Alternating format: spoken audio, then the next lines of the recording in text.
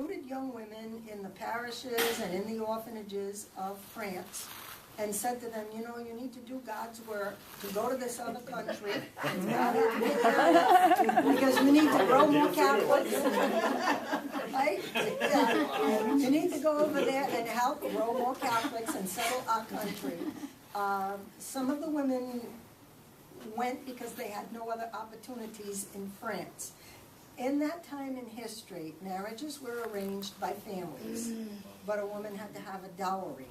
And without a dowry, she couldn't marry, and neither could she enter the convent. So the rest of her life would have been a life of servitude in someone's home. So an opportunity to go to the new country, have a husband, have a home of your own, have land, and make your own choices in life, that was quite tempting. So through this program, which lasted from 1663 to 1673, about 800 women answered the call, took this trip on the little rickety ships, ended up in Quebec, lived with the Ursuline nuns for the first 4 to 6 weeks. By then, they had chosen a husband and they were married. Wow. Now, the other thing to this program is that the king said that because they didn't have a family to choose a husband for them, no woman was going to be forced to marry anyone, and the woman was going to have the final say on who she married. Wow. So, yeah, good plan. So what would happen is the nuns would help nurse them back to health after they came across this ocean voyage with just eating biscuits and drinking water. Yeah, and some died along the way. They would hold socials, but the men who wanted to meet the women had to pass an interview first with the nuns and with the parish priest. They had to testify that they had a house, that they had land, that it was working land. In other words, they were already growing something, or if they were not growing anything, they had to say, well, I'm a tinsmith, or I'm a cobbler, and this is how I support myself, and that I can provide for a wife and children. So then they would have the little socials, and they would sit at a table, is what they tell us, and there would be a notary and a nun, and the young man and the young lady, and the young men often were in their 30s and 40s, and the young ladies were 13 to 20. Oh, wow. Well, because the men had come over, many of them, as soldiers. And so after their enlistment was done, they took the king's offer to have land and 2 years of salary to help develop the land. But then they were looking for wives, and some of them had made the military a career, so they were not 17 or 18. They were older.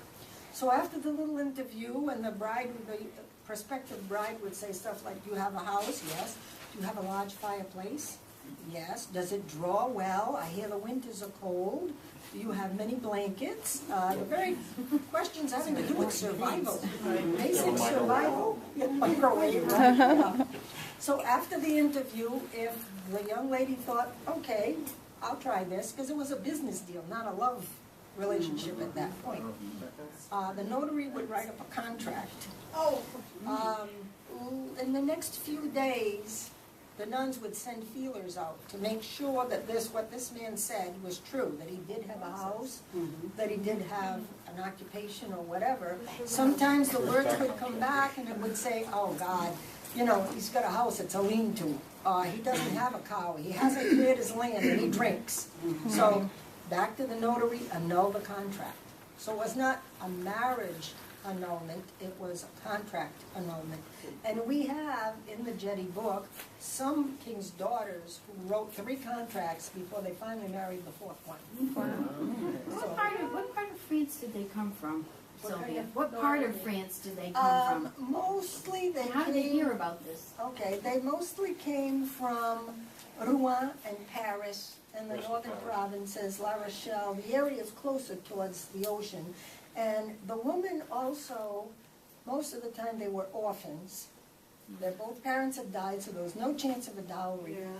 Or some of them had been placed in this home. It was called a salpêtrière, which was an annex of the hospital. but it wasn't a hospital, it was more a home for poverty-stricken or orphaned women. And so many of them were strongly persuaded to take this opportunity. And in the end, it probably was better. Because they have done studies that show that the people who emigrated to Canada in that time period lived longer and were healthier because they had fresh air, they didn't have the problems of the sanitation in the cities of Paris, and they definitely had more food because they were free to grow everything and not have to share it with the lord of the manor. They could keep it all for themselves, so they turned out to be healthier.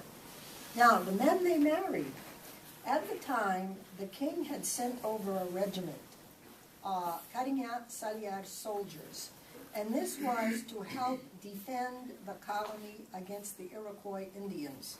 The Iroquois didn't like anybody, not even the other Indians, so they all fought, but they especially fought with the white people. And so that was, again, stopping immigration because people were hearing about this, and they said, well, you know, it's uncivilized, they could get killed by the Indians, I might not grow enough food to survive the winter, which is really long and harsh. So these soldiers were sent over, and their mandate was to protect the colonies and help build buildings for the people. So that's what they did. They built roads, they built buildings, and they helped protect the colony to the point that the Iroquois threat was diminished.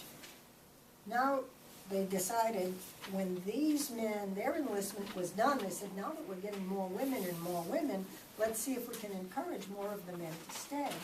And what they would do is they would give like the captain or the lieutenant of a division an enormous section of land, and they would say to him, develop this with some of your men. And with the captain or the lieutenant there, more of the men, the soldiers, decided to stay.